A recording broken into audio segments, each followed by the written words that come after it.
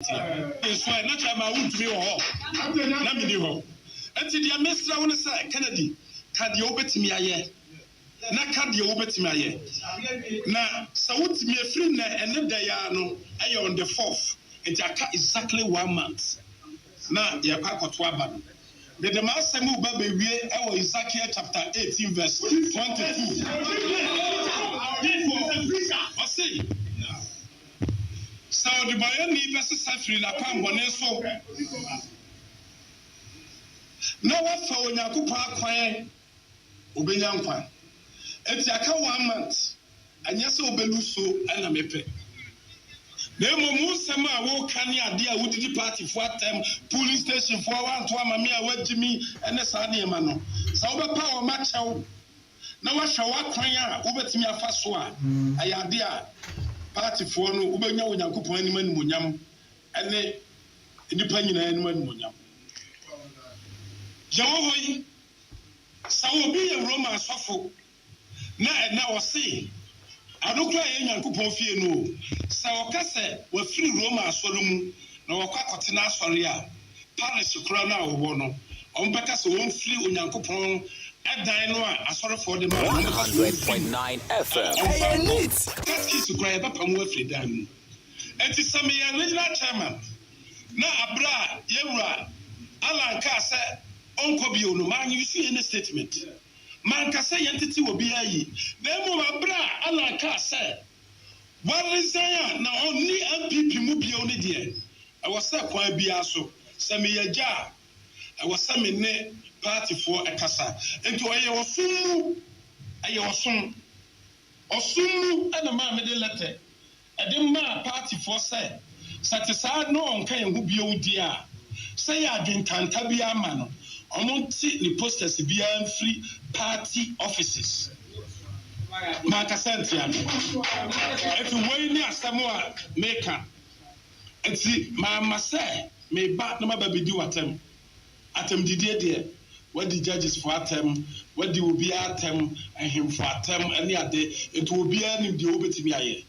Sister, I will Ezekiel chapter 18, verse 22.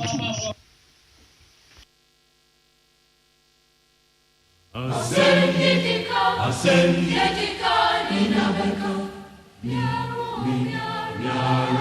Hello, Miaro, Etume, Ninabeko. Miara, hello, Miaro. Operate, Ninabeko. Miara, hello, Miaro. ASEM Bezini ASEM Miara. ASEM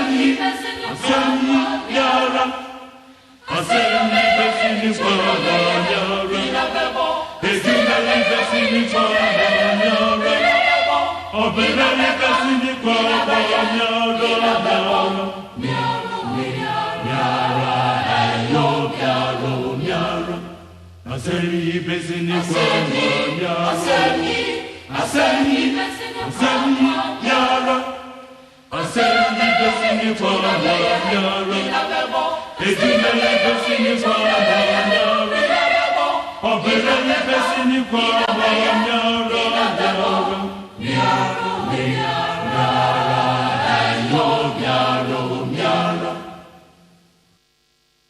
Jamagana Fonina Kwaba ene anopei edeba ASEM YIDI so we neat 100.9 ene memeda madu ase na otwetwa mu na ja yakwa yi okukrantu me DJ foreign ayi eni ti yentimi afa ASEM YIDI mro mofanchen ene yatena se ye baba bedwendwen ye my Ghana ho ye baba behwe nsemakodo a ekoso o my Ghana mu o my Ghana da wakoma so na da meso makoma so enunti ene se ye nyina ye kabom ne yetimi pin o my no na o my ne timi ekonkan midin de Jerry OSEI AGYEMAN jumede ye friend no ASEM YIDI meda say so wachi mafide na ade ato a wote ya nana ya akonadu ne rabbi womode eye fitie mu nkomo womode ebrel sare yeso ebrenie say ye de ASEM YIDI ye de be hye so na ya dwendwe o man ne mu nsem na wane tua na watwe nsem bebre na piepie ni tituru pa eye Occupy Ghana demonstration na ekọ so eye na watwe mu wane tua say amanfo kopiepie mu ene emunsem epie ye response a efri eye Bank of Ghana governor ho ebabeto dwa digina no nso ebo ho ye baba betena se na ya analysis no na ya hwe MPP elections and matters arising New Patriotic Party ya kan enane kwa na eko ene ye 7th October one more less than 1 month a womode ebekwa akoyi wo mo frank tuni eti eno so mu nsem no eno ama ekosen egwomu eno so yade a yebehwe yebedi ho komo ene anopai ewo neat 100.9 Oko Facebook live a yedem neat 100.9 FM neat 100.9 FM saranso ena woko eye YouTube channel na eno so ye despite media no ye YouTube channel no eno ye despite media no so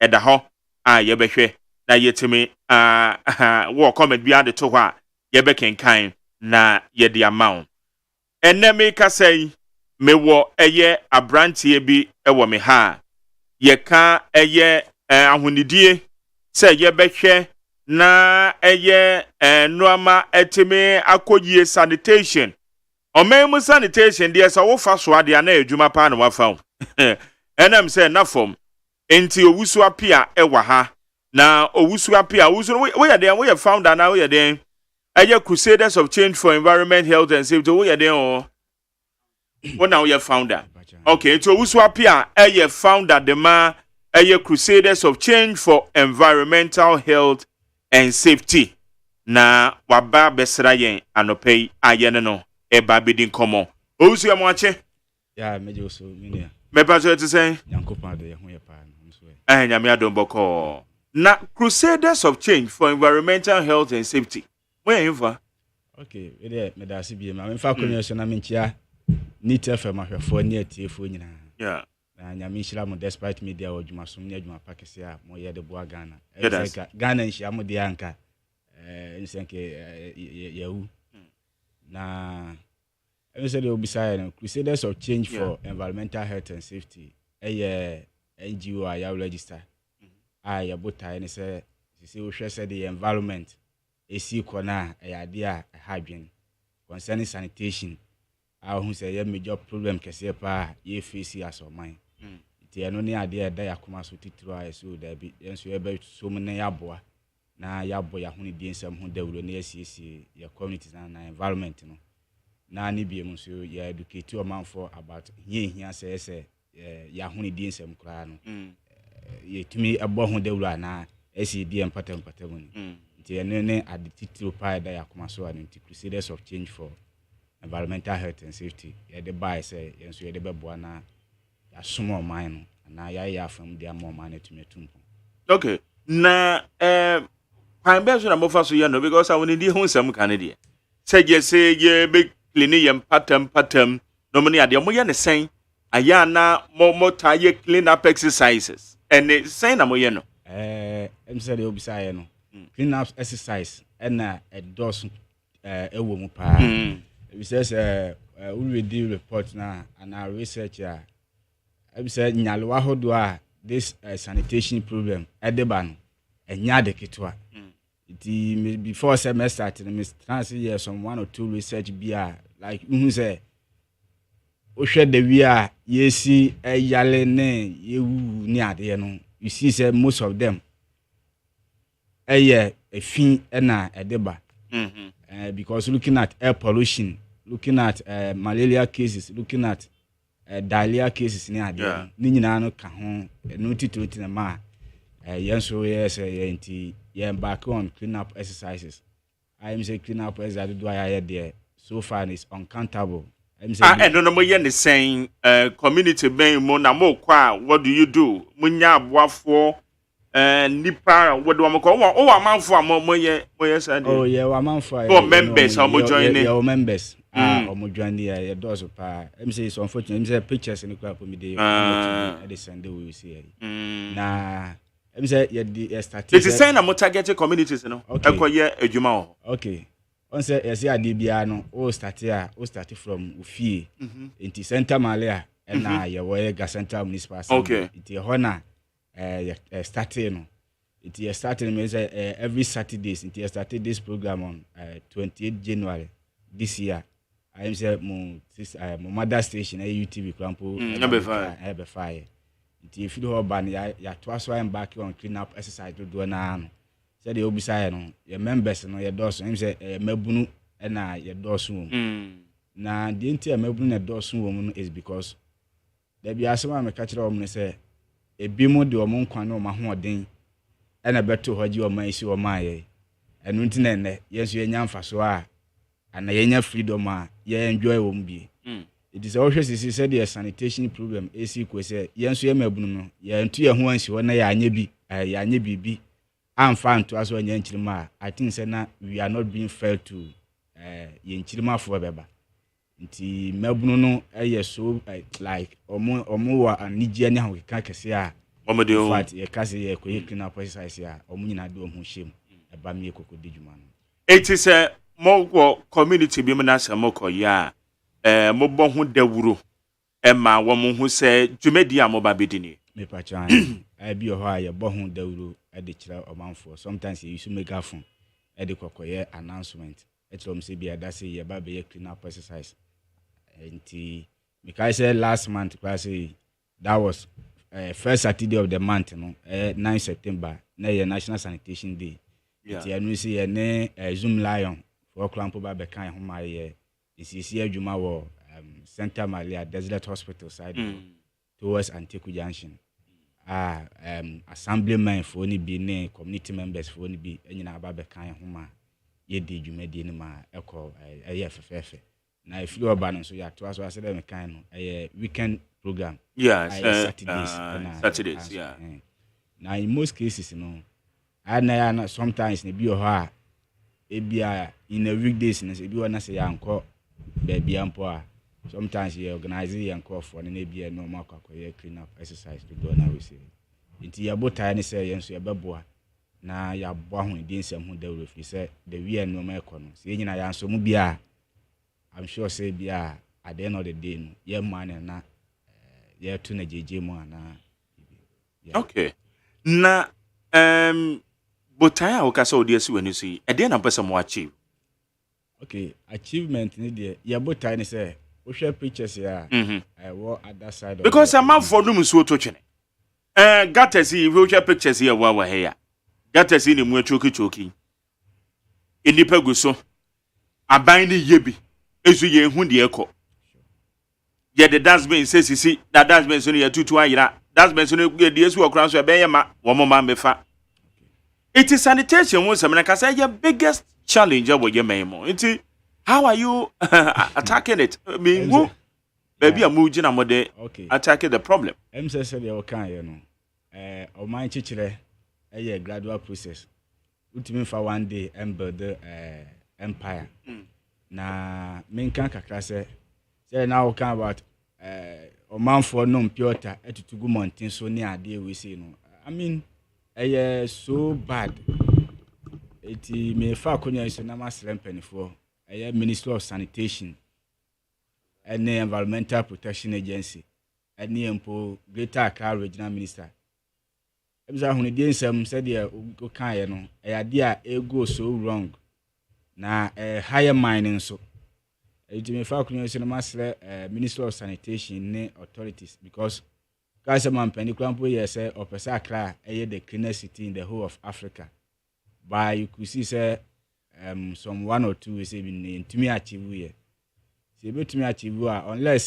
just say my sanitation bylaws enforcement to me a year adwuma ye say now can about that been said this is kroma man for asesa na eni ho bie mu no dey ntina man ba ne sa I'm sure say o court say Rwanda no ne Botswana and even Namibia at least they are all African countries but let's look at the we are and now mukro na kwakodru I'm sure say bia say in case of say no man be hona say into me enya ya esi nyina yetena se so man ne adwendwene kwan e befa so a this problem sanitation problem a ye face no kwan be ne befa so a ye nyina ne betumi atu ase if we say say environment no I'm saying they say ukoye mpoano ne ade a sometimes you may feel so worried because the we are said you can to boiler egu mountain so basa ne ade ni nyina ka ho bi na ama nyoma kwakoduru sa na abanisa na ne biem so enka dustbins ewo kroma enka beboa pa ma ahunudie nsem na tumi aba because let's assume obi akokrom na bi atop water na say we no wonum wi a sometimes ya na difficult say obenya baabi e dey ato nti the only thing about it man so ne obeto atwe it ya na me hunu say nka ban no e make provision of dustbins e dey see na say dustbins ya ban ye bi pen okay wa ye bi pen ye ni makwa na ebisi yo a wo me de hye assembly senensa but say dustbins ni nyina yira and just say they okay about that is not the first time in so aban ma they provided dustbins bekai brand na me adwuma okwawu na ko ni pankrankrafo bi kra timi to dustbins say dey so obekọ na ebibia ho okay mara na na say yem famra na ye adwuma yi it's not really helping and yet is it not a challenge mamo na mo a ekuo bi say am sorry crusaders for environmental health and safety. Okay, a challenge can see part of my because like I said no sometimes it be a no bit me akoye clean up exercise or this place by maybe by 2 or 3 days later unsan ko achi back and check in your man na be a wasa why basa na kakra me kan say ye to so yes at the end of the day no yentumi nko yanim so man if we say see a body of man say be the nyina ye bi akọ ebele ba maybe ni hobiem said ye papa no Dr. Kwame Nkrumah ne omo a de ho sa able no ebedi wo mudwuma de som oman no ene omo ni hobiem eno nti me fa konyo se na masre omanfo se yensesan yesuban because you obi wo ha ensuo mu na pe sa ta na ne fie bola nyina no oyi betugu gotem na de no de he fa na sa bola no ususu se enko ba bia ye ni ana ebe sa affect eno nti said you can no a challenge bibli ye face as or mine it is penifo Ministry of Sanitation any empo aban any assemblies ahodo no say sanitation bylaw enforcement no e wo ho omo enforce mra no omo mra no nya adwuma because mra no ya adwuma eno the only solution ye betumi atu fiance okay ye de afam de as an individuals like ye bo hu dawulu ebi na mama yakonwa yeti anope ye ka ho asem ye afam de e de asom kru na oman no nanso de obetumi ama emla na ye adwuma no ye aban no which is assemblies ahodo ne Ministry of Sanitation any like omo tumi ana authorities no ene betumi I enforce mla no if you say some other African countries na nkru ni bi ho a say it's difficult say bia ubetumi awichi ngampo na watu atwene it's because enforcement of like omode mla bia na bibi e de boom kro no ho ban it's difficult say chingampo ubetumi atu atwene but why say ye there as a yet to no magu mountain so basa and at the end of the day say them kind no environment no na say no because you say looking at Galamsey you could see say yensuo ne yensase nyina essay ye kwaye nyina essay obedu kru kese mu anso a de wi a ye to bola egu krom ene ade no eno nso essay environment no iti adisrede kakra me de beto aban anim eye mampani his excellency Nana de Danko Akufo-Addo say ye pane chawada say de mekan ye nyina ne ye beye bi akọ onfa enforcement emla said okase opesa kra ye the cleanest city in Africa no ebetumi ayadwuma egina ye nyina ye so as oman egina ye nyina ye so as individuals eni ebetumi awake to achieve the cleanest city in Africa a opesa oma akra ye no na emom no oma sanitation bylaws enforcement no o implement it so that said be at least a day asuro dia na dey some discipline kakrampo ebeba society na dey beba omanfo. Okay. Enti kwambe so na mofa so nya emmoa edidi dwuman. Okay, emmoa sem ne de nyame anim no kure ni yen share da nya bi enough. Enti ya na enia in my own personal we see resources and amode resources and am there. na so ya na bi ho a ye treleted the command ga Central Municipal Assembly Okay. Ti bi ho a normal use tools e dey amayet say week ne hwibalos ni some normal ba kuminu bi Eti ade na mo hia. Eti sisi normal tito pa hia ye aboboya aboboya because in most cases ye clean up exercise ni wi a ya na obe pick no say enwura no enwura no ya na ye problem kese e dey maye e na bie mu put say break because assembly ni there omo tools no e wo ho for ti say bi obi a ye clean up exercise no abaji nti ye si wi a ese some return ko mo amunni mo amode ni ne ankasa ye de iti eno ni sisi challenge kakra pa ye face ya na ye fam eti say de aye no chese eni so am say mo ho ye den a mo ye well resourced kakra na chese mo betire mako various assemblies across board na wo hwe sisi de wi a ye kwan ahodo so major roads ahodo so wo hwe de wi a eso afufu ni bola ene ade gugu I mean places basa no ni nyina na yade a enkoyi asoman nti se de obisa ni say in case bi a nyame ado na nkenya resources so a e bia me fan say nka from Kwashiman to maybe Odoko e bia nka mlanti bia bed say 5 ne bia nka omukura hwibalo ene aboboya na nka omugina so na omoye enwuma ana omoye nsisi wo so ye kogina so ne de megaphone e de na mochire na ye public education e de ma omo ebiem nso nke bia de nka from Kwashiman to maybe going coming to La Paz side and so ke bia mlanti be 5 na nka omo so gina so no moye nsisi adwuma wo so na ni nyina so ye de megaphone e de ye public education de ma omanfo a etoto ball and go tinka at least obonse by doing so no na no kra betumi a create employment e de ama emabunu by because you see so sometimes you know na it's difficult for some of the youth no say obi on benya enyuma mpo no tinka e betumi afasa akonyo so na nke de create employment dodo na akra de ama emabunu na abana na eba no if you said this year say almost about 600,000 DHS for NOMV this year. So some of them no be say adwuma betudo adwuma be no mo shed ombeye itinka betumi afasa akonwa so na bia nke dia employ youth no krampo na eba no ma at least ni pa na nya na no aduane.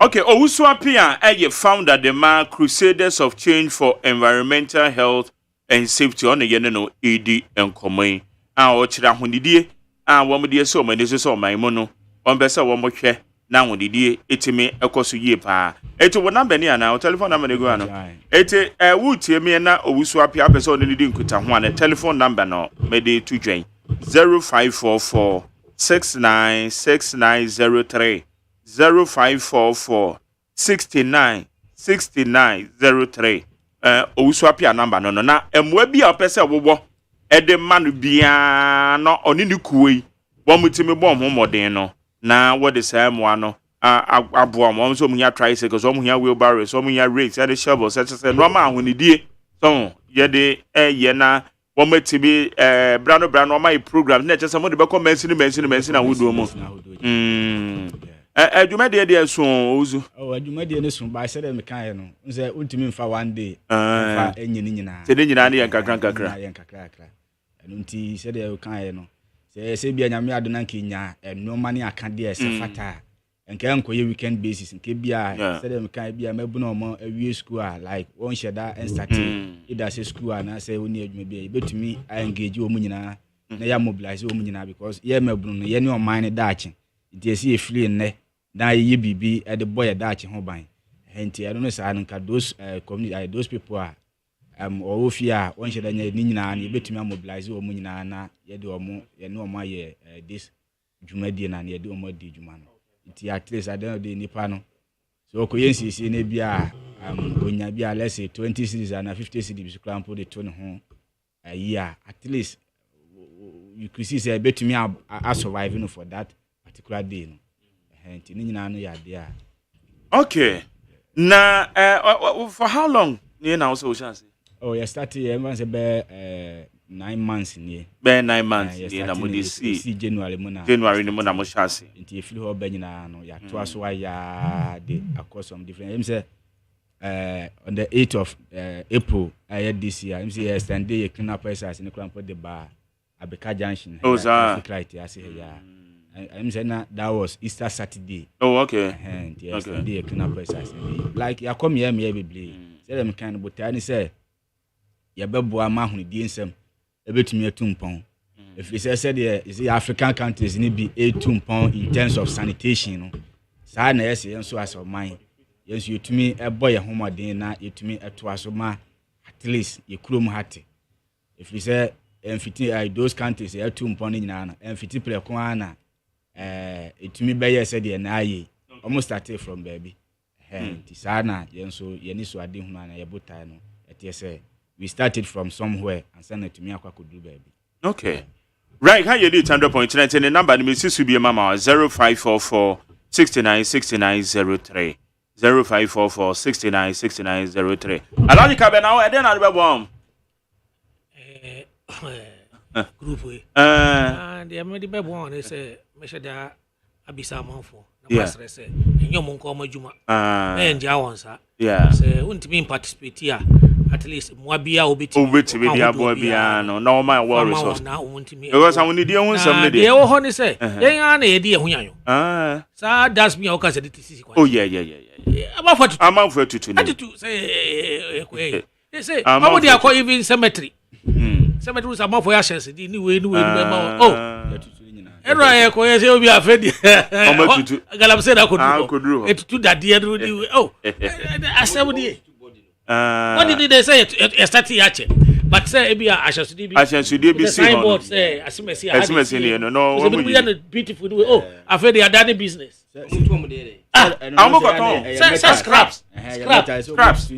scraps for you know yeah they now me see now sa masama for na emiri bia e ka say edi ba I think we need them because yankasa the person abajira yeso sana mahu ne sama wo na se bia ye fine you na se skaka korga ba we no mu say organization we no mu a somebody me ato aso aye wo abodoro aye alaji let's bring it on board you frame mumum but no my am a failed government we failed government in any so free ma me nchiro mu yeah can't say memfa politics in ma failed government and munyina na mo faili me faili na we faili na waba na we so failed we private led person and we yet yank wa friend no abana friend no wa empower group no amomo take up sanitation sikana United Nations UN the base event sanitation about 43 million akedi euro antithesis that account no mo fast can be abranti also okaya can to the extent that he can create jobs yeah go fune di omo achi e point na amomo 2026 kwa ebe mo ni akamrante na enye dwumo bia be sori akone ankana pay ebo awe everyone yeko it has some man motivation so if you claim you are private leader do what private let do. Who can be after some go for to two side no? Who watch the watchman? It's a new beer, you to me for coin beer. That's one thing I've seen about this country say in SMBC, it's opportunity to develop a model to address that problem. So beer to two sanitation bags now. DNA bit me I'm not sustain because sanitation is part of us. So be no more to two. At the end, able to me, I am sanitation. It's our bags. We monitor them closely, and we empower groups like this. We expect about next year. Baby, honey, I are buying any penny for friend. They will give you the logistics and give you resources to employ people to take up our sanitation. Zoom line on Beijing so some sanitation. You won't be fan. You won't be Zoom line at Traho. What talk has been still now. You crew me if the two to three era the person ever endreji odo kake odo a price tomatoes anyway intimate the more advantage here abaso na master nyame adoma ma no say nyame mu ano bia afa bom nyame mu ano wo so wutie no mrante away they are creating jobs. Say last now can Furiata say don't think of going to look for your create job. He has create support him. We are creating a Juma. We are creating platform. The tools and alcohol. Okay, the tools. Now, what should it be rented? I didn't think I saw rented tools. Now, is it not even funny? Oh, yeah, fun. But say, we are now here. The point is, one organization. Yeah. Intending farm house. I don't need to know. Yes, the municipal is there for everybody. Yes, it is. Once I want him, so what it the government is there through municipal helping them already. Yes, me say. So what to me dey? What dey shovel man so nke yaduma? Ese wo so ye funu no so bibi ese. Anka sanso yende yende. Ese assembly se no to me support. Ese no to me support. Okay. Enti owusu ade na twa to aka che Ghana for no enko. Me say ade twa to ameka che Ghana for nyina se de me kan ye no. Ye nyina ne ye nsisan ye suban. Ye no ye man. If say Ghana no ane ye nia. Ye nia so na betumi aye Ghana yi. Na biem se de o kan ye no. Ye chira kwan was Santa Maria. Okay. Na ye bota ne de esupa because not only on sanitation kwana ye ni edi achire.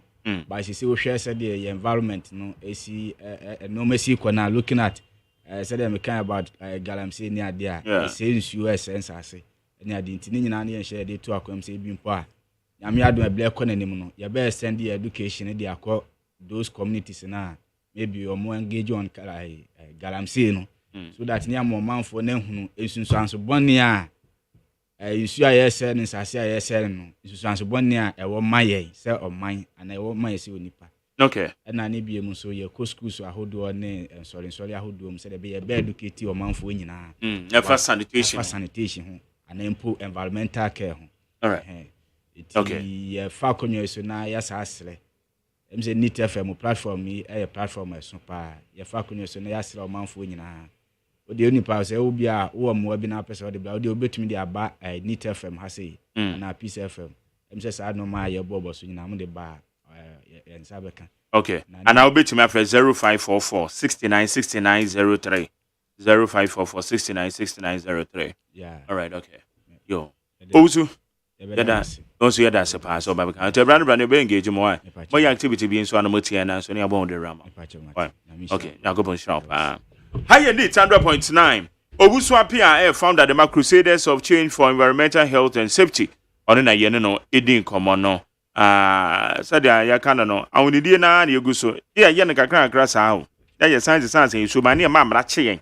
Emra no me ye ho ne hia me. Because ya dwen ewu. Say be say so ban de.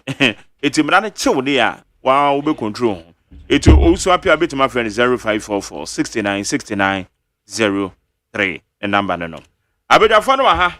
Ebansamo wa ha, logical benso wa ha. Ye ba. Ye dey issue so ano no. ASEM inabeko. Miara miaro. Etume inabeke. Miaro. Operate inabebo. Miaro.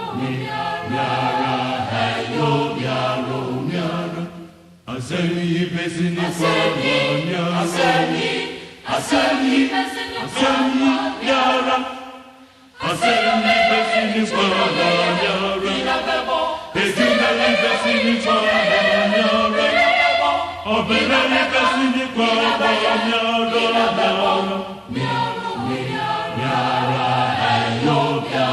miara. Asemi pesini kwa Asemi miara. Asemi pesini kwa miara. Ejume pesini kwa miara. Operate pesini kwa miara.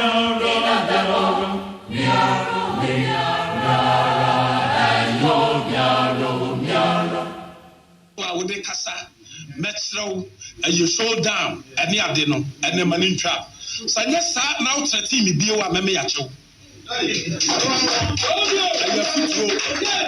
aya futuo ana me de ma wo because why ya sa Ahmad Sule emoni ade swali asanwan no omuni wiase bio enti dia mesra wo ya yin se free na koi amano anya sa ana sa wo den se wo betima ye bibia so a anka aya no class 2020 no so sa Ashanti na anya de a central region so say in the city central region so na chama wo ntumi wo ho na mini ho enti dia mesra wo say Kennedy ka deɛ wobɛtumi ayɛ na ka deɛ wobɛtumi ayɛ na sɛ wotumi afiri na ɛne da ya no ɛyɛ on the 4th nti aka exactly 1 month na yɛkɔ akɔto aba no the ASEM wo ba bewie ɛwɔ Ezekiel chapter 18 verse 22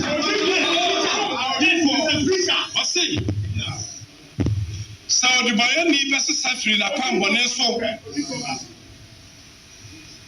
na wafa Onyankopɔn akwan obenya nkwa enti aka 1 month anyɛ sɛ obelu so ɛna mepɛ na mmom nsɛm a woka ne ade a wodidi party fo atem police station fo wanto amame a wagimi ɛne saa nneɛma no sɛ wobɛpa wɔ makyɛw na wahwɛ wakwan a wobɛtumi afa so a ɛyɛ ade a party fo no wobɛnya Onyankopɔn anim animonyam ɛne nipa nyinaa anim animonyam yɛwɔ hɔ yi sɛ obi yɛ Roma asɔfo na ɛna ɔse adokura yɛ Nyankopɔn fie no sɛ ɔka sɛ wafiri Roma asɔre mu na wɔkɔ akɔtena asɔre a parish kura no a wɔwɔ no ɔmbɛka sɛ wɔmfiri Onyankopɔn ɛdan no a asɔrefoɔ de maa no ɔmbɛka sɛ wɔmfiri mu na ɔmfa nkɔ catechist kura yɛbɛpa mu afiri dan mu enti sɛ meyɛ regional chairman na abra a yɛwura alanka sɛ ɔnkɔ bio no maa you see any statement man ka sɛ yɛntete wɔ bi ayi na mmom abra alanka sɛ wɔresan na ɔnni MPP mu bio ne deɛ ɛwɔ sɛ kwan bia so sɛ meyɛ gya ɛwɔ sɛ me ne partyfoɔ ɛkasa nti ɔyɛ ɔsom mu ɛna maa me de letter ɛde maa partyfoɔ sɛ te saa na ɔnka yɛn ho bio di a sɛ yɛ adwentanta bi ama no ɔmo nti ne posters bi free party offices maka sentia eti wei ni asɛm a meka eti mama sɛ me ba na maba bedi watem atem didie de wadi judges for atem wadi obi atem ahemfo atem ani ade eti obi ani de obetimi aye sisa ɛwɔ Ezekiel chapter 18 verse 22 okay eti chama utumi na ɔtɛ ne nka no ana or reply Ura Kennedy on here Japan. Ya besha command say from a year a demonstration a course occupy BUG demonstration a course. Evans Amome Mwakwaba. Ya meje woso. Eti say nyame adom. Sisi ya Ghana de woti ha adoma ekura ne adoma Nyankopɔn de manipa. A company die ne nkrofo hwe man so dia. Omo hina pa ba. And this is for more response no send the air cost no say anka one of the democratic two say demonstrations okay ya abrantie bitumi pie bedidi atem so no the petrol na woni ni pedua mu ono ya wo no enya bosum nkron na ne mama ne papa wo no ya twini fi room to a special person enti we ye no so demonstration so didi watem onim so o kyerese na ni mie mini Addison person no onu wa be didi ata you call people what's the name mo MP am be didi ata mo later na onu so no say me ka Addison ya Addison be ye no na me ka ho ase anya me MP di obe ye say me MP be ye ya that was the time but now ni Addison ya be ye no na me kire ne say onfi yurum ye wo no bosom kro o ye Ghana ni enti se ye dem so person di governor. It's democracy na man kwa mani di gabi. Alaji akwaba. Alaji kuna ni masini nkrasi de no. Hey. Me dasi na michia yetifu. Nwa uhwa kwa nhudo so omhwe sabri na me ma achi. Na michia ye mampeni na nado kukurudufu. Mampeni obo no homodi abribia amasabi omomodi mdifo. A omoboa ye ko pre adwenkyere omho ne mmoa. Omakasa gina omona so se na nado any bomia money yo as we speak sana etie intino me koso na mesa aka amanfo say ochina ye spiritual leader the Muslims in Ghana if not West Africa Sheikh Dr. No Sharubutu will start with annual Maulid preparation ochina any gargantuan work ayetaye afibia no ochina na eshase Lawrence Park abakosi abefamoha akosi abefa abeka joyce akosi Fadama Park na fe hona obabeshia na wa address as usual asane no ntino the office of the vice president and office of MPA CEO no so eboa okwa hodo so na said the nsuo ne mwa de bema na manfo atimi aya de ni na adimu agina na so said the baby the Dr. Mustafa Hamid da wase nso no mwa homa vice president office mwa ina yema nti malam wase watiemu ochina efro bia we muslim bia offer say bia sebi opese okeka ho in terms of health exercise na afi ubua na chief imam maulidi no yetimi ho say bia ya start no nti esro beka ye ho ochina from 6 a.m. Lawrence Park up to the beka junction abefa so e de akọ park so na imam abi address here. Okay. Better say Evans my mission seven flows demonstration here more frontier more MPs minority for frontier what did you say at the end say na betim dey have that's it but maybe first minchia you ra see dum katia me party national chairman na minchia me papa Dr. Sepa Nyanki demonstrations ya the success me kra me kobi me fi say senior other Africa countries edi soja for etutu aban no Ghana de engine to musa na yempe sa na yempe se be hu bi nso enti nyamiadom developers of democracy need the other two skills the man was say be how to me one of them is demonstrations now here you are Addison or your governor of Bank of Ghana or be transfer why you name p enseni what they call book muni nim die nu a papa no akire say onim adwuma nani so na yewura Kufuado ama no kwa ama na akoso atena ho why obae odi nka gunkrofo banks are the only problem they had. How they are banning say they are saying they have their capital adequacy is below expected, and maybe I was expecting that they would have given them the opportunities to top them up. Some of them even prove beyond measure. Said they can do it. A bank like Unibank, I could be to me at topping and the capital adequacy, all the technical relevance. And I say if you need some other things, you just have to call them for them to bring it. To make the banks sustainable and successful. One way the other banks, those banks were creating employment. The Juma Magana for. Me say one of my mates, no ye Juma was a manager, not just about 6,000 cedis a month. And you can imagine the number of people who depend on him. And external abandoned corporate tasks from those banks, you know. So it helped the national security and create an avenue for banks to develop. Notwithstanding, we have banks that we're gonna have. Pinaya Amanano banks, most of them from Nigeria and South Africa and other external banks. And the Ghanaians were also developed the habit of building banks of their own to show about the economic sector, that sector vacancies, you know. Addison Bayano on you Google banks in Ina. Unemployment across our bank for bank, we expect to say, nameless, unemployment for. He said, Akoso, because one can say Juma Yayeno, Wakunu. The governor of the Bank of Ghana is the key financial advisor to the president and the government at the time. Addison failed to help sustain these banks. Omayugu banks, you know. Almost before inflation at 15%. This year, inflation went as much as 45 to 50%. All indication, interest, everything, infrastructure, everything, in terms of finances, there, Addison has performed abysmal. Na Ghana for amfetu amonso. Ye demonstration Addison yempewo se obekoso etna ho say a governor of the Bank of Ghana because you are there, you are entrusted the interest of managing the financial resources. It's the only way they can do Kufuado is should I say incompetent government. He has a blind eye to what is going on. And he has not got the guts to sack Addison. So Ghanaians went on street to demonstrate. Somebody might call NDC. Yes, NDC are Ghanaians. And demonstrate. Almost person almost petition a brawl.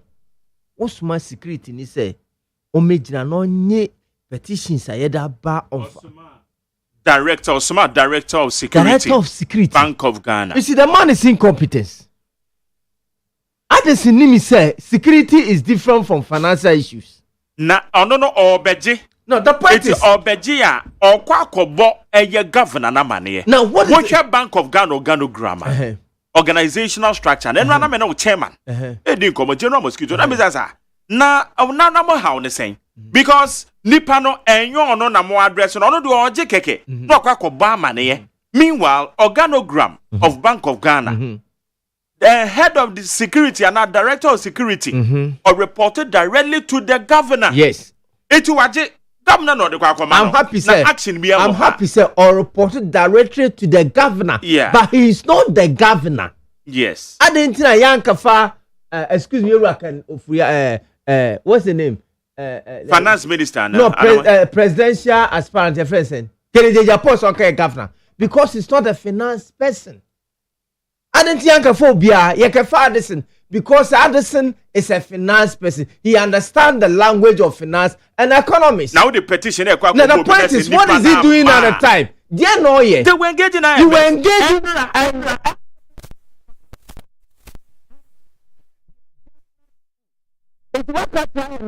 A very key my employers go for to give me about 30 minutes to meet them and receive their petition. Morally wrong. Morally, the man is morally touted. The man is morally touted. It's very poor morally. So we're gonna fall from different background, different sectors of the economy comes together and say we want to present a petition to you. It's a dignity, it's a privilege once in your lifetime. It's a privilege. I said once in his lifetime. It's even an opportunity for him to tell them that what went on, it wasn't my fault. This ABC, that's what that thing went on. It's a privilege, opportunity.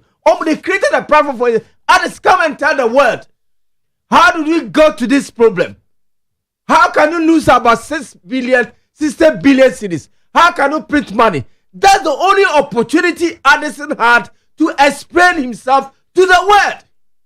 And because it's intellectually poor, it sounds an interior wunty, he didn't identify this opportunity. And Addison, Mr. Addison, who said, oh, it's opportunity of the man said, I should come and defend myself. They have created a big platform. Media houses are there. Media house from far and near, they are there to listen to me. So let me take my time, do a research, and defend whatever happened. One, to create investors' confidence. Two, to strengthen national security.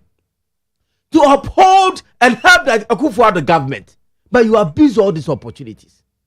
Because investor baby, or even the Bank of Ghana is not doing well. How can you help me invest in the country? Interest rate is this. Inflation, they took inflation at 15%. Now they are at 50 plus or 40 plus.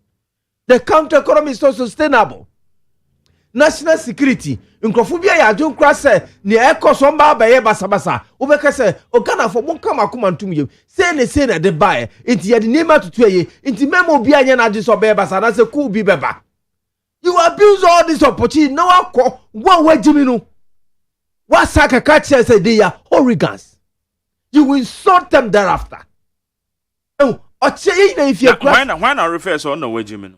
Make me I'm referring to Addison. So why there? What say name man kosuye? They have created and we describing it on the way Jimmy. Oh, what's it gonna for and they are hooligans? Now we are hooligan. Don't say it's an insult. Withdraw that statement. No, I will draw, but you know, I will draw it. Yes, whatever it is. But see, those who some we are hooligan. It's how we are to try. It's an insult. What is different between you and those who demonstrated? Some of them are better than you. Some of them have better background than you. But opportunity now, they are Addison. We want to demonstrate.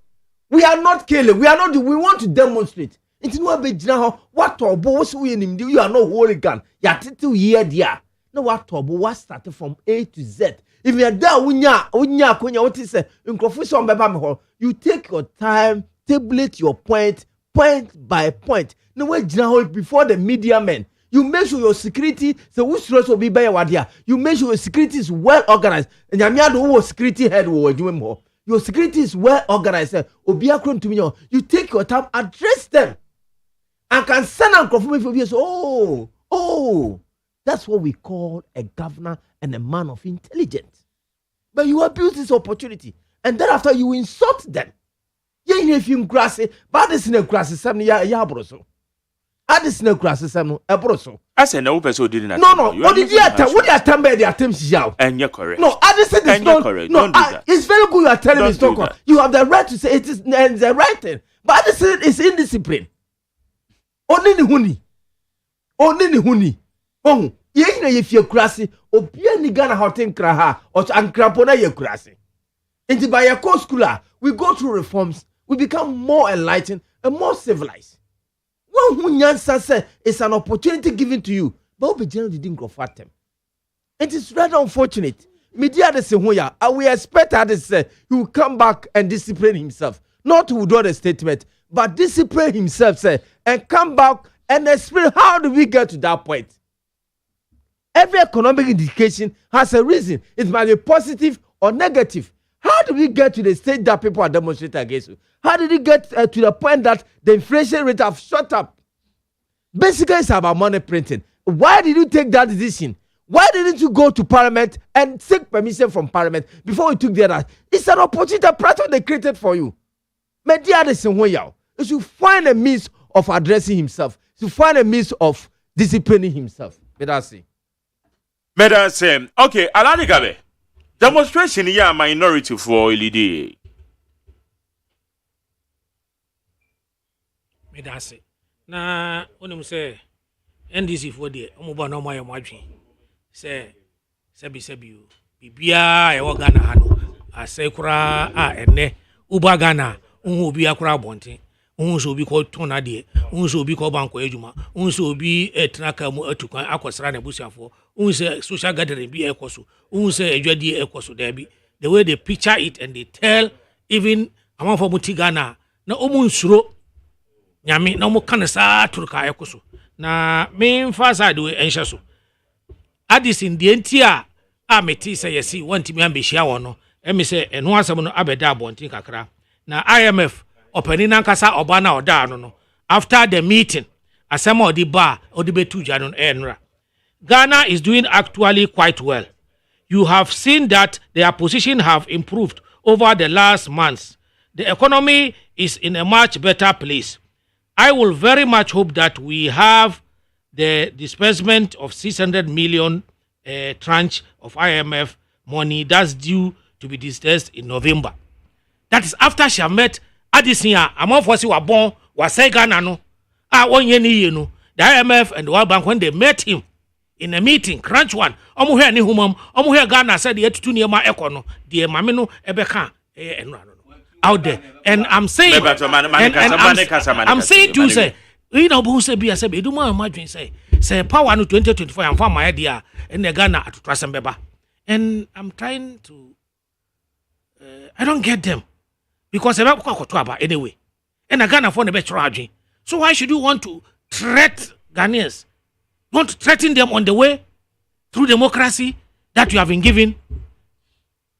I have seen so many petitions that has been received on behalf in this country. Parliament there is I don't know this any African markets I could receive petition on behalf of Omopeni Abangbagwe recently. Minka group ni. So I don't know why I are different. And the case sebia head of security sir me jindi sebia omo sheda na ompese omo pupu no down. Now mo focus the man is intellectually also learned person. I learned he's a lawyer.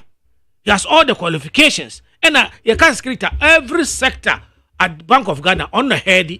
And I said Jerry Kayano, he is accountable directly to the Bank of Ghana governor. And on to me so I engage. Niama musi asayam pasana or ni sebi amount for mubuaye no mu kira adwin aboya tene ye ho no o maba say ehia wo na ehwe wo humam say de be ya betimi aboa Ghana for through you no na ayeye no onjai ho no beji mu petition and that's the best thing to do because NDC na eka who said NDC are the majority in this country who says so even say ko election number kora say burumu so o mo tuma ye no ohunu sa mo mo nipa mo number o mo ni we adwin o mo ho sa respect say ma na me ni adisi enya adwen ewo sa word na o use in quote no in fact me ni nya adwen me ni nya adwen but eni nkire say ye be fa ho adidi natem asai na so ye unjustifiably because what made the homa krata ekire any density say the omu can enya nukure. And around the world, across the world, all central banks have their issues like ours because of the COVID-19 and US, Russia and Ukraine. And now Ukraine part of it. Now, yeah, we say enka. Now say hey ku Niger. Some say akoto Jenny o. Ana me Ghana for now what the eka? Jenny ashotu and Jenny akosoro and asa and so no at the end e ku no. E fa Ghana ho. But in so no Magjari abede abekaye because we trade with them. Ayetimi ma yenya gende ni tomato sa eba ebu Ghana sebi adwadie no na sebi yenso yetimi enya duane eka ho ayede ko efi ASFata. So you kasa IMF and the World Bank, they don't know all these things. You are the best economists and we na person with the leading Ghana bio. Say yeah catch us there be so send the abog obi abo Ghana. Na Ghana kra wa ya de e na wa be kasa ya de up kasa Bank of Ghana na yakoshi ano. E na hwe ne humom e na si wa ya de na no kanu for eta ko ya o kasa onjis ka bia bio. We are managing ourselves because them say baby we dey I will chirem. And our case be a tenny corner no around Kakra. Almost hey, I think Kasai Mami Kasai. Say the same thing. The same thing. Almost someone be that. Now I'm mechanic YSA. As much as you may have issues with how he handle his issues, but I think in all no, me who say be a case be a be a sebi etena enkoyi. The way back by obesre say mo fanche me yes abiu. That is what you think the Bank of Ghana omo ya omo ka kire na me say one pentem anko ka kire o parliament. The bank report to the finance minister I don't know ka kire but ono abeji tatu before the parliament. Into what is the hulu balu again? So what say be a why boni be na krama. Process it. Trigger the process of prosecution. Trigger it. And na moji say be ani homa no a odi ba ya o enchirechire mu no enye nukura bi anima na momu die no e na nukura. Let's set a bipartisan committee. Bipartisan committee. Na mu hwem nimdie fo mra, auditor general mra, accountant general mra, parliamentary finance committee metrasi. Ni enye television live.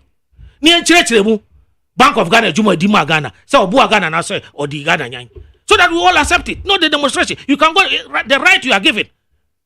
Stops at somebody's also right. Esa mo hesa. Debi amu yesa mu yedede okrom mu hadwin okrom na mu yesa na you put some people in a mismanner.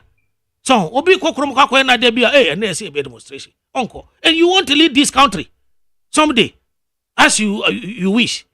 And it is through democratic dispensation. Don't Ghana. It is not. In fact, we are on a course. And I think the World Bank said it earlier on. Say, by the year 2025, we'll see where we are going through economic and financial aspect of this nation. Mamina basis waha. Intimu hauni day. And the Debians, the president and the vice and other key MPP in the position of government have said it, that we have issues.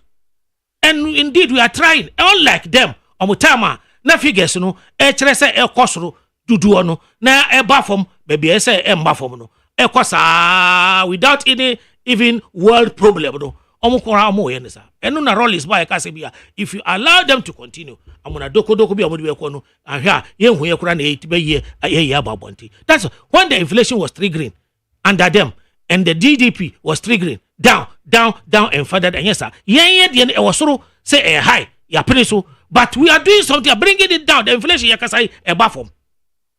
Fuel price, a buffer. CD to dollar, relatively good.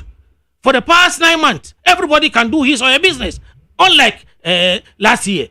Into when HSBA, abaya onimdi, abaya ejana obetimi atene no ho aba kwanso, abesi kwanso. Amagan aye ya tumpo, na wafani ntuma pafra. Yeah, we are focused. We have agreement with Ghanaians to build a better Ghana for them, and we are on course. Nema me no de we msisi. Yenya Ghana yi engineer nan so, emfree babia if COVID be hit ya ni re yen. Na enko yanim. Na afensu ye election presidential aye candidate for next election. That's why we are focused. Yema obi entabe enyi yadwin emfree ho. We are focused on that. But when you say inchiremu so Bank of Ghana be on the buy no and to Ghana for ni bia so mo. Em say makani na wa. Me say gidi say bia enye no kura. Let's find people. Are we independent minded? No more him. matter of me no say ntimi ho because the omo ye na no I'm not learned to know deep about it ara me boa sans na wusu be ebia ntimi ho de kire no ye man from be ho ano say so be say akobia and say so all resign and me catch am say and then answer na IMF share. Yeah. So do you think they are campaigning for MPP? After looking his book and constating what the NDC are saying about him? So who the okan who lost okan into the book no. Kwanya fast buy who. So they are supporting Ghana. Na Ghana enko from because Addis invest in Ghana. Money. I don't think the IMF and the World Bank is there to do that for any nation. Likewise Ghana. Into Mr. Mika. Your difference of idea, difference to agree and disagree, but let's not chinchina as I say John Mahama oba second term president like Kufuor, like Rawlings, like Nanado, Intino, one yes idea yempeni. This Ghana for the money chinchina 2024. That is the attitude. That's what I see, and that's some Ghanaians are deep. Moon jais idea ni na moon kadi umbetimi aba superior.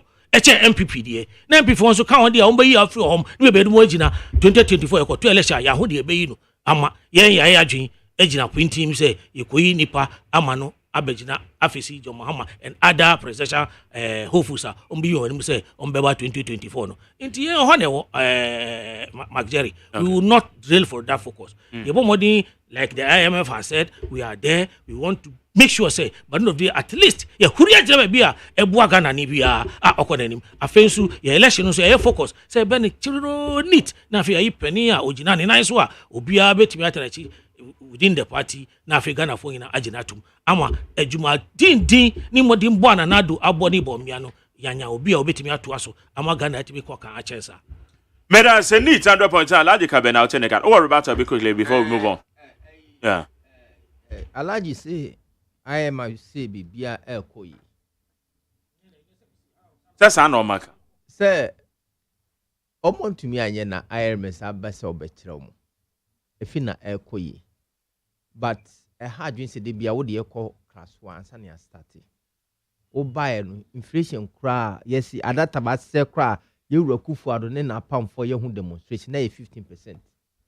Ase kra no na 15%. Now, before first year, now we have put measures in place. The inflation can go. So you managed to have single digit for the first 3 years. Again, this year. At that time, we did a lot of investment. We opened more oil wells. There was a projection that the economy grew by 8% at the time. I'm meeting with my Dr. Kwesibo Chukai. All these things where you rely on. But one case I will be so much. Wo sha say your spending scra no enye sika wo de adwuma wo wie sika no go kotoku sika no ba no wo wie say 6 billion sika ya ayekai mark bobusia na aye me hu say nkrofo ma ban wo busia because me what I know say obebo busia bi say wo de be den me de be say me be say one can say okay obusia you do your analysis cost and benefit analysis when him say sa projection betumi atwa wo this time benya some facility me moka na so mutumi di busia eboka mutumi busia eye kenke party anase den party eye kenke party na we no peka che say asena ye ni ye a excuse me to say it's not here not there then say we buy 15% we expect it you manage it and it's maintain it because our banner to say tuni say onya de they talk say percent the president Mahama eba president Mahama 15% kwa na onyini ho asomdwe he was willing to leave office 15% of inflation. What they are called 50 plus. You want to stay in office, and with this 50 plus of inflation, who percent Ghana for Santo Abama crowd who break? You have the guts to say we want to break the 8, even at 41 points. What will be beer? A bonus cost by 41 plus inflation. I want you to wait. Sri Lanka, omunya less than this. Omuya demonstration to Oma by inflation. Ghana for anyway. No more demonstration. What is it? You have nothing to tell Ghanaians but to come and insult them. Or say a World Bank needs say Ghana is in a part of projection, is part of growing. In other words, senya mu amobe so mu na endis na to aso yenya competent people to say World Bank and to aso Ghana have gone far. Just 6 months or more by the country is well endowed. The structures are in place. Just as much World Bank buyer, Omejio Makwechi, Ufuliata, you say, Addison, you say, Omo the cry, World Bank, IMF rep call, Bank of Ghana, you say, the economy is in order. Into ye jam cry for IMF and bar, and can say at tap. So don't make that. Okay. Me man they say IMF say, we are in a part. Me so called Bank of Ghana, IMF rep. And I say the point is, I'm trying to refer to their incompetence. Because they shouldn't be proud to say IMF say we are on the path of growth. We are in part of progress. And then they say we didn't hold kisses Samreno. In other they can't. IMF qua. Never be sabium. Never be tap and sack. It's the best the Ghanaians can do is to change them. I like to not refer to them, we should bring alternative. Look, we have alternative there to give it to Ghanaians. We have the track record. We have put up an economy can develop when you have a very strong infrastructure base. Because limit the spending power. It affects the life of the people. So we have an alternative, and NDC is going to provide alternative from 2025, not now. Show up, demonstrate your incompetence for Ghanaians to see. My Ghana phone who say mo nyadie, mo bon. My Ghana phone who say mo feli. Okay. My say mano. Thank you. The focus is that your contract any Ghana for say be build Ghana ye. Na neman ba ku menu ba be boom COVID-19 including Russia na boom ama neman adref of. Yesterday in 2017, 2018, 2019 were mentioned by the world as the fastest growing country in the world. Intino not say not until COVID buy you couldn't want to ayetne ho ay buy. Inti say anonso ye nema anko ye no ye de ho akɔhye say be IMF. And na nema bi ya start say ye na omo njindi. IMF has supported us say ye ntimi ento aso sa omo de abeka ho. Ye tene ne emamu na mka say CD no 9 months ni relatively good. And afensu inflation 53, they say 40. We expect it to come down more in the next month. Petrol fuel no yetimi are maintain downwards as we speak now. Sa na pesa econo sa na econo energy na nine so. Whilst we are building more infrastructure, even under this crisis, we are building health infrastructure like nobody have done it before. And they are saying education infrastructure more than anybody. Ensure billions of euro and dollars and are investing in the northern and central region. Watch the data of that and you see that we have built more. Over 12,000 kilometers of roads and yes, we're gonna. Nobody has done it before. You buy another 4,000 8 years. So we have done a yeoman's job. And where we are going is that we believe that say Makwan said the eco in say be ntimi amba de ye begina Ghana economy ni ama konanim ama ba 2024 e beto aban asama ye biom the ebehane say e beto aso ayi Ghana every say bia ho ama e begina na so na say opese obi ye ni a oba tan na wanyim ni ba na wawo no brusun kono wa hwe na ma na start say onante no and so the man no hwe ni bato aso mani into this what we are asking Ghanaians. We have started bringing things down, doing well,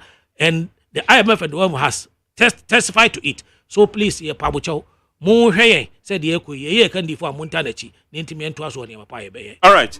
Meda say meba hold on please. My main kind messages with me you meba. When say Mark Jerry, please tell the NDC man in your studio that the governor Dr. Anderson called him hooligan was those who went for the demonstration called for aid because Dr. Addison said he printed the 6 billion cedis to save the economy from crashing. So if this money was given to the government and the finance minister, and if the finance minister could not turn the economy around, why are you blaming the governor? Say Edify Gulf Estate and all the other. When you know what the act builder who is a hooligan? A hooligan is someone that do not respect himself and talk anyhow, act basa, protest as they live in a banana republic and have no respect for humanity and their qualifications and call them watchmen. Look, it's only a violent soul that will sit on a national media and call a governor a fool, telling them the truth of the act of hooliganism. I'm sorry. When say, Mr. Host, let the NDC guy in the studio know that respect is reciprocal. So if they respect Dr. Addison, and by extension Ghanaians, they too will be respected. Obviously, he's not in any way equal to Dr. Addison. He answered the first Americans. When say, McJerry, the wind of Ken is blowing everywhere, and everyone is shouting. Okay. Because Ken is the way, the truth, and the light. So I'm imploring each and everyone to go for Ken, because Ken is for all. I'm for Ken, so it'll be for Ken. No what they argue that. And but they are back. All right. Main person be rebuttal upon rebuttal. We have to move on. Say there's two. There are two things in it. You either absorb the shocks or diversify it. World Bank we are seeing who say COVID be had with Yedisika Bray about 90 billion. Yeah, the Bray Ghana said we should take it to absorb the shock. Why would all this assistance should Ghana still say we are having a problem because of COVID? Now, COVID money, have you been able to account for it? Oh, it's a clear demonstration of their unableness, incompetence. Oh, the enemy to me, Dr. But one was talking about the fundamentals. What effort did he do to tackle the fundamentals of Ghanaian economy? Or what impact has he made? This government in generally, apart from Dr. Bawumia, on one case, he made the fundamental as a pivot of his discussion and his argument. What has he talked about? The fundamentals are still not set. It's very weak. We are still import-dependent economy.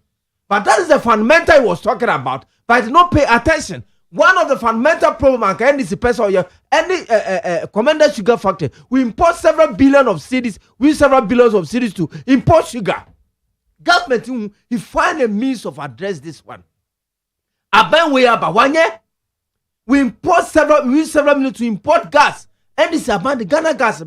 Bisa MPP advisor. What intervention pan on the bar? The fundamentals, Dr. Badu Dumia, the concept of his theories and his discussions. They have done nothing. And they don't use COVID as yardsticks because the Weather Bank wishes to absorb that shock. Thank you. Alaji. Yes. Montana, your friend say politics and matters arise. Tell them no come say.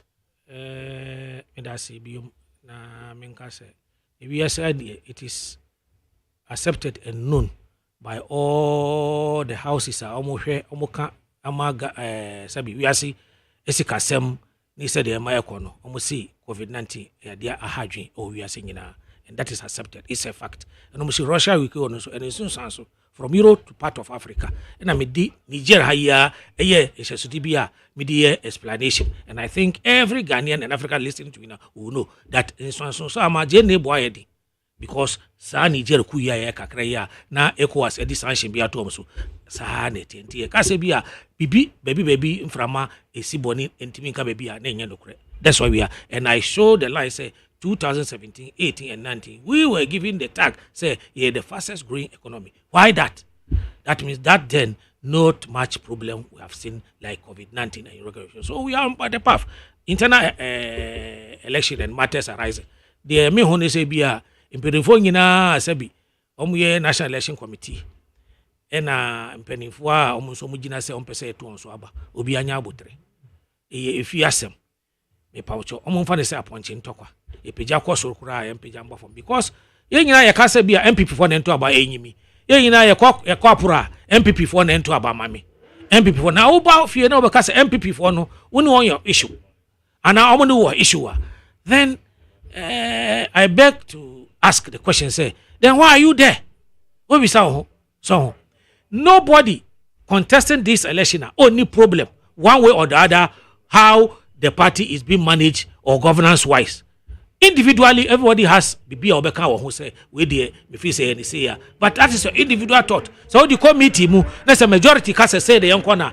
That is where we are. Democracy says the majority rules. Sana principles. Your constitution imrano mrapono humananka sanka sana actually and actually kwanso election committee emphasis one and they have not derailed in any way. Otherwise you can take them on. Bet me the petition yako.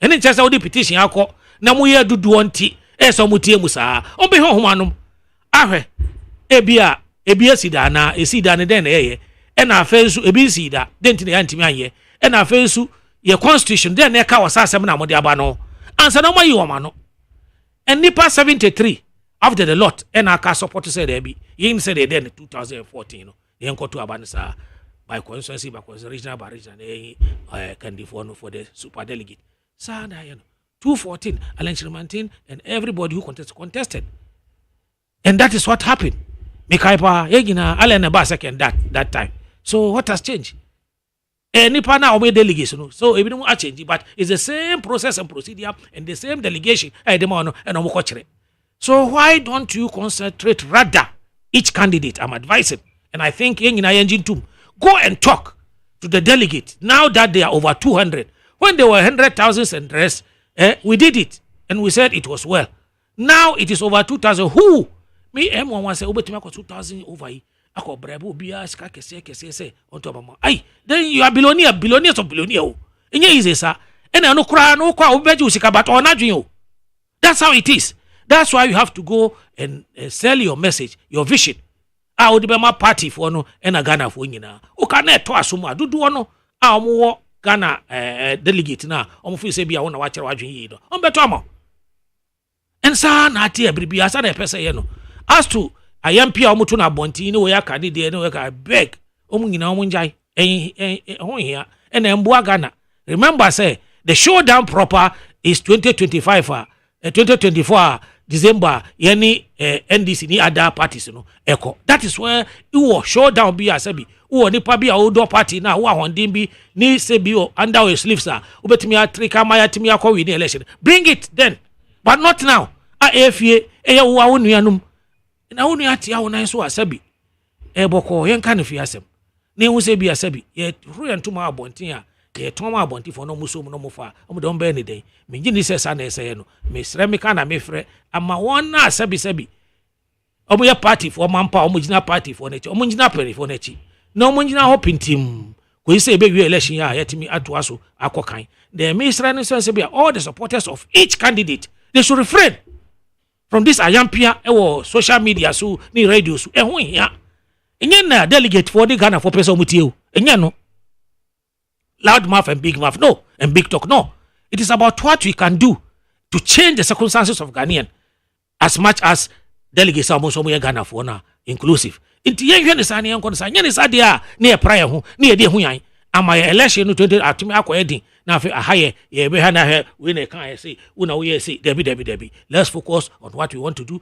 if you believe in the party and that of our government led by President Akufo-Addo please let's focus say o assembly kan wo de waka no ho a me ba na me be a presidential candidate then I see what to do and work and then put up my manifesto na fi ato Ghana for aso na fi atimi akọ not say mestabu mi ankasa mayi mi yemu nsuno na me di sabi mwade bia abeshem yenye ne sa we ne sa wamboa party no and I urge Alan Chirimanti be pacho mo bia ankodi na tem no party member MPP dia obeka no asemboni jano wabeso ni party ebriaso enye force obegina party bakumu akọ ise obewu enye force ono ana de quite right obae ono ana osi okọ so osi okọ for now okọ munjano no ndwi no se de osi okọ obekọ independent no nkoso yensu ebe se bia ebe chire ntuma ye ya boy ya sabisi abo so dindindin ata ye mpani for election committee ata sabi ye mampani na nado ni bomia niema omo ye no atimi agina ne nan so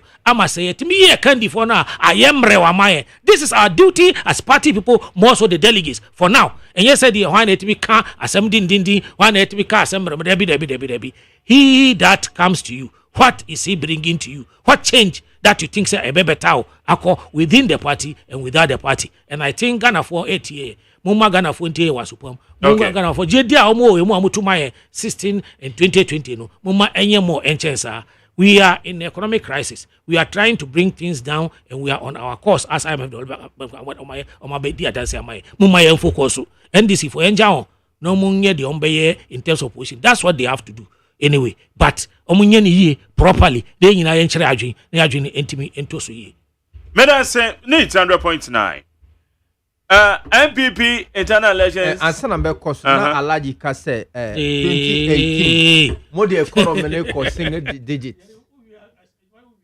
2018 wonya hwe. You appointed Muminisa mo appointed Muminisa cry by May ansa na Muminisa ye ready.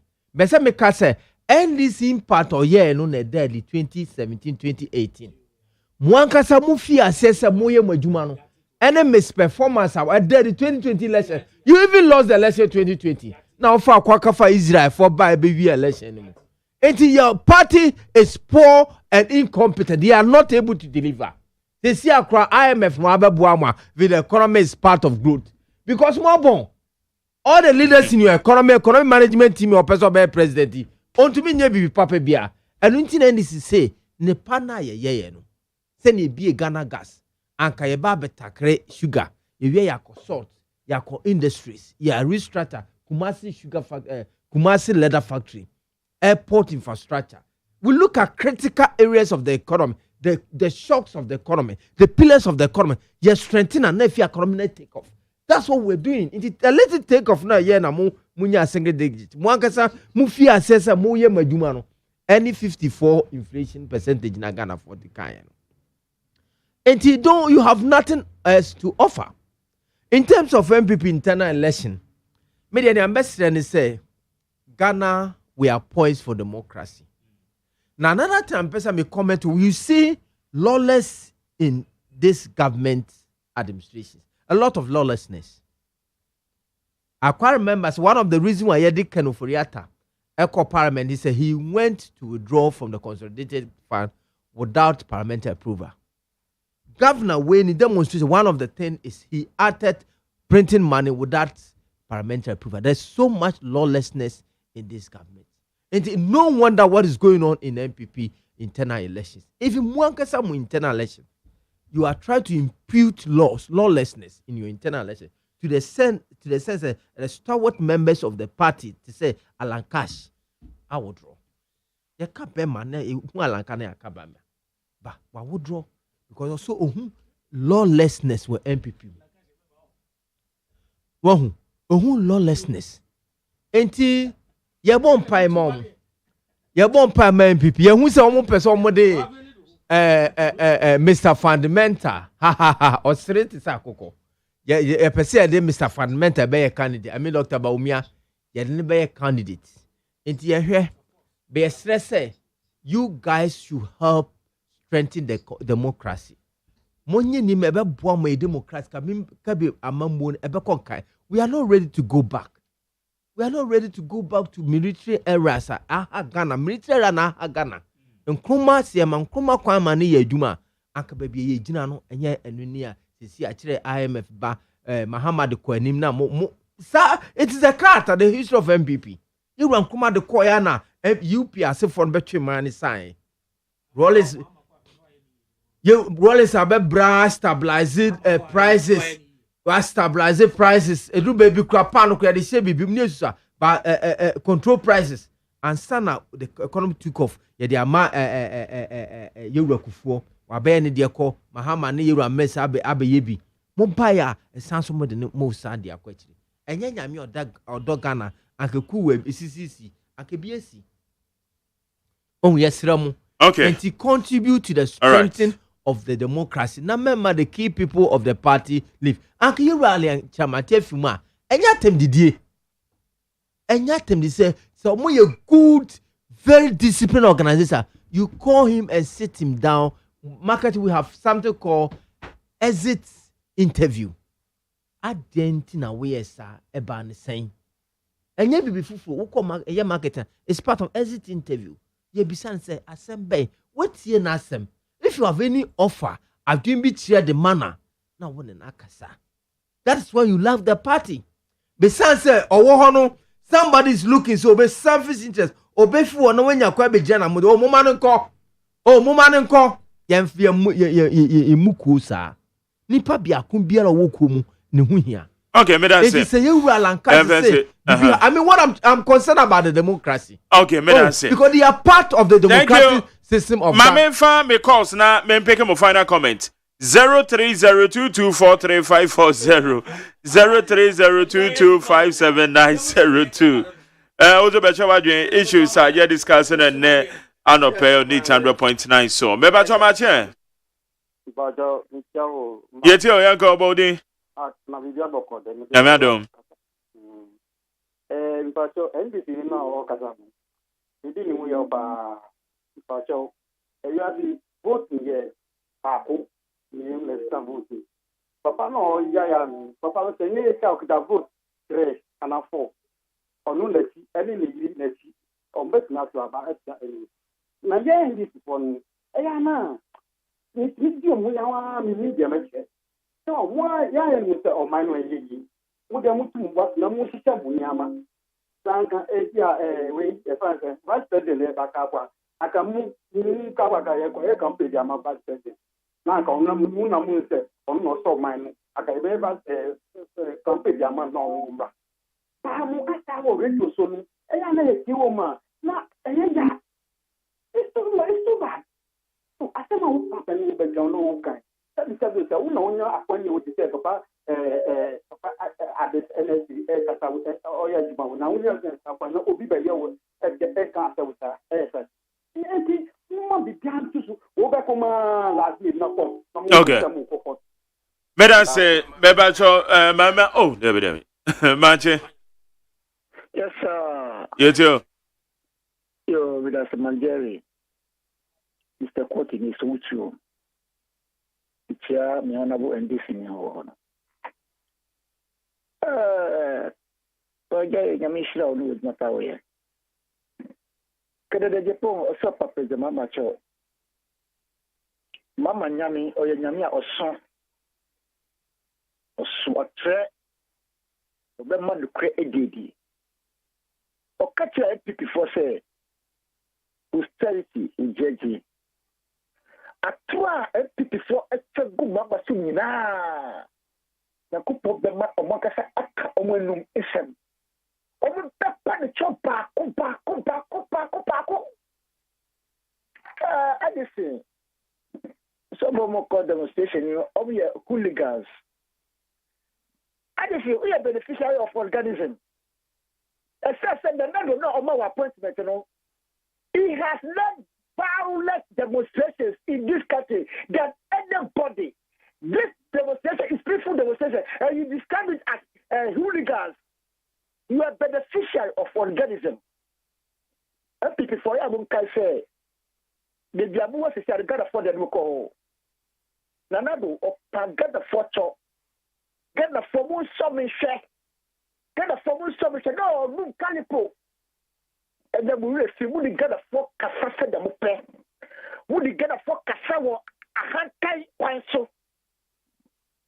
When you are a sicker, you can't start for yourself, you hooligans. Now, I just you didn't do that. Na evidence be also where we are Ghana Sika. That's the kind of the fire for. You didn't also where we are. Marjorie. Yes, sir. Very good. I bet you the dress can fire. But you catch your Addison and that he can say whatever he likes. But the table will turn. And if the table turn, you will see where power lies. Okay, may I say. Maybe cho mache. Mache. Okay, to me you know so. I mean for mache. Magari. Yes, sir. Baby abo call here. Yankopon adom o de acheme. Onim de kasa no. Me nim no. We are +123 Ultramodern Saloon General Manager Prince Mobile Phone on no kasa no. Be ma ba. Krati me here phone. Why?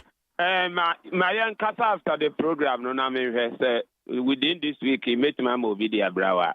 Mate. Na me come as here ntino. Minua nyame shira wate na na da bia me katro no. Ma me ntia akua friye abrekuma north. Ma me no abrekuma force omo panachewa delegate akohu ne se on sanmra. Akua friye Fourth Republic am bia no of history ma abrekuma watima ya aduma sa bridge bi na kwa me nkonoma tab. Omo ntima anye afekuri friye ebeyeye. Nti akua friye abrekuma north de nyame shira na city no so de oh obeje kura ama brukuma ne mpatam da suma ba bia aye akwa free ye da wase na baba Tofik Adenta minu awon eya yenua no mo kasa sese o dwe ne ho a o nti ase Mike me say bra me shop obehwe just common barbarian shop generator mako 3 enisia to mama tab common dooms with man so ibora magana mpufika wose no Ghana no se no yesi ye diemo yesi digita entino wo ye tu akunwa so wo so wo san abade na wagya no Jubilee House wa wo pesa wo san kofa me so ba chado ha wo behwe estate pa jomama si and utimi nya obi ti say si edunkatia no sami job isi ye hia memo o mo be kontokwa na nti e memo o be kontokwa e bi ni asi edunkatia na no musumo ko demonstration say ye no cross Ghana aye dia Ghana for na nka e be du mati say ko demonstration mo ko se say ataya yofo edo mo ko ye demonstration mu wie mama mu wan city ana mu ko tena beach amono mo club wi mu kebab wo nyankofo ahunu mo me si nyame ahunu mo ya ye ne bia ye nim han ne de ye nim direction na me dan say me pa choma che mo be bre kura sin ye ma jari mba do what say nyankopon do mboko we ya woni an kore ASEM ka Africa so ba dia hawa ko si tutu container no pe na mjira enra mase no oba besra me wa ha wose ne fa nchia no enfema wo so bisa ono so chiawo ono ne yiri nyina na incoming NP Felix na akoyo okuno ono so bo no homodin o ye djuma papa o ka so awutu sinyai na me chia me na na mpem anasi obani ene bonia ye ayesi enka no nti ene ne ye bra na wo koport wa Adam Pan ene bonia ye ayenka no kore Muhammad na sibu so na why na be fix ye atwa gas na si ho no why na de ba ye enye Muhammad na de ba ene mu ya won fa so America mo send the contract no MPP for me pa cho na ga na ye contract aso ansa na mo send e nya twom bonia for mo nka no kore enye won wa se me de internal revenue service for ada kra mo akati na nya mo betom ya ye jo won commission eni tu na mo brei enya demonstration na ye ko na ye me no mi anu tin ye ko se le ye ti na trasi alkesi ka over $6 million ebe kwa ye ko aye me va ko je besia $3 million ko condition da ho anu won ko ma no ko kama hamasem mama jo wa ye ma o my Ghana na ko body ti ye mu a akoro tata tu shop ye ene wetimi ye sika over $1 million e wo ba be sia paase ana na ndu before ma bo my Ghana ko no na mo de taxes e gu ayaro for so ana no mo dimi to do nko nom abonya for okay but that's say me for last one be ba cho ma che yeah magere yes sir be ba cho me dia izi plan pun ka free mi share kam be dia ko be ba cho yeti o yo me da sipa wa ko nyai NDP for ngasa na em say omo ngasa mu nya free education ngasa because sanko mu nya free education na mama ka say oba be review PSC case mpenyi form wo NPP mu a omako school grade eka e wo review so nya nkwala ti say review no e say cancellation and na obi akwa frɛ obi say we watchman mo se mo nti ase nti wagu watchman for ni ase ada na NPP for ya ni gba for ta Ghana enye omo die o na ni nyina ni blemu NDC for because omo nya power na omo ni say omo use power omo nya power omo use power ti say omo kwa no omo pay heaven na ho politics na ya Ghana no enye heaven ye ko enti NPP for power ti mo dia wo so ba no aye omo pepe omo say omo akọ ye event demonstration di omo different from omo so omo nya bo kenya ya adum na NDC so ba ye nya omo pepe police ya sesa IGP assistant de dia assistant ne dia ya omo pepe ba magari ansa na me ko pa cho de dia uta ka say obi entimi emboa police timi mboa ma ye omu wi abamu anka minya wa ka sa no man ka me no be ka la se ni wa mi sira wa me da se ya ku ka ta so MP me pa cho me da se me pa se mi debate was asem no ti pa cho fa me no ma mi sira wa okay well number it's rather unfortunate say baby our friend me who but what the me more friend me why Okay, mpacho me dasi. And me mpacho ma me mbo me no man mo fa ma me right. What number is it? And 0544 30 was it 0544 30 45 45 09 0544 304509. I just blanco. And branch communication officer I have. Where are they? No, NDC branch communication officer. Oh, okay. Better say I say. Me person dey challenge NDC for near people for na me da was. Ya me sure pa better say. Yo. Mate. Ha na me dey see. Mo mo frɛ yɛ. Yakopon hyira mo pa. Okay. Final comment Evans. Me mpesa me mo say adesimnua bi ka so odi me ho ya pa. Me mpesa me ho say adesimnua me de say wodi me ho ya ba me nkyere kakra. Say me di buo ma nipa biara wasase so me nim wanim na wa frɛ no wadi me ho ya de. Sentia me kan ne sa ne say Addison ni oye no enye fe. Ye ya Ghanafo ene nuanom. Ono Addison ho crot no mmra na ma no kwan na ode ne tena ho. Title na da ne so no mmra book bi constitution na de ma no. Na nkrofo bi nso na gitum yes and no. No mo ka se benya governor of Bank of Ghana. Until you owe fiduciary duty to those people say baby cost no mo ntiasia ese wo kire mumu na wa matire mu na obedi a mo atenso omo ye hooligans and san crofo no ba ko ene me no memi kobi demonstration penifo to say you receive in katia ho faces you can identify who have occupied great positions like he has done omo ina ho. But if you come and call these people hooligans and your school na wako Addison aye degree, masters and PhD. Me kra metia ma yes anima na nkyere se me wokwan se mbeka sa kire me nua ya wono te se me boso nkro eye nkura se de nti fatia me mani be me ya fa se wodi me ho ya. Okay, anyway, first here. Fatia me se ba ne sabasa na mbeka kire Addison. Onti sa Addison be ba be patcho na watwe na anu asabasa ye be didi na atem sa me kra be didi na atem. Yes, me didi na atem. The mpesa me sire Ghana for ne say baby emana adunu eye nyankopon e kura Ghana man emana say kura wo hwe inflation rate menji ni se nipa ba ko matese say World Bank report the government have pushed more other people into poverty rank enye aban we omo amano. I know some people alaji kura da ho support MPP but momma yenye citizens na yenye Ghana man nsi ho. Okay, better say. Yeah, IMF. But my time IMF crab bemuno. Once in the message. In other words, when we give it to another hands, it will change. Okay. Maybe you reku for we bedi name or call. But let's give it to another hands. And that's what Mahama is coming to do. Even if Mahama, when you experience, when on the job experience, when you it's my man can see a crowd your coswet it will make any difference. And this is the best alternative. We have to come and try them. Aladi. Me dasi. Ora na me the American say sabi Ghana for aswensa. And Ghana for so they are more learned and more wiser. BGD say in terms of our electioneering processes and our governance. Omo say na role say betna see almost 20 years any ni ku asem nyina no odi eko hipik. And na sabi kufo beji ye no odi eko middle income status obi ahoye your mama be fire obi ahoye the IMF and then the economy all indicators macro micro were sinking down.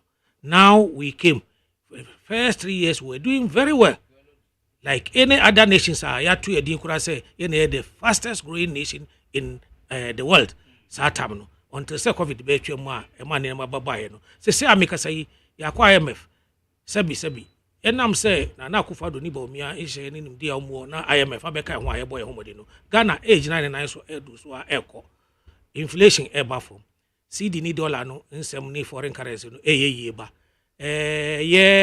GDP growth no so improve even IMF in fact they almost see 1.5 they say here what 3 point something which means we are doing far than even expected.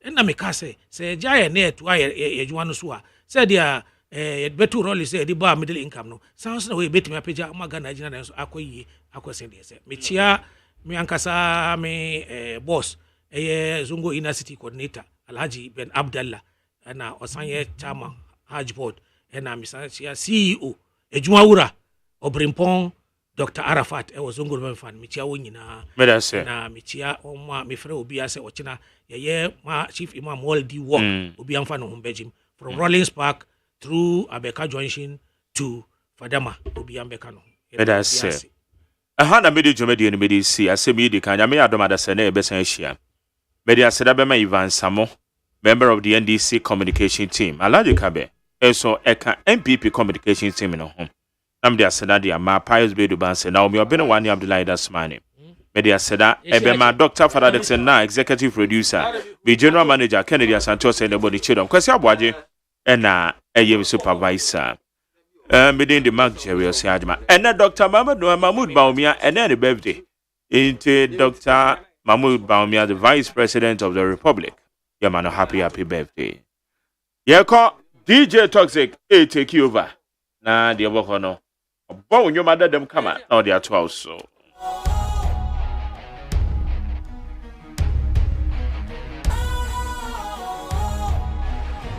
What's cool, fresh and trendy with a new look? Makes you feel real.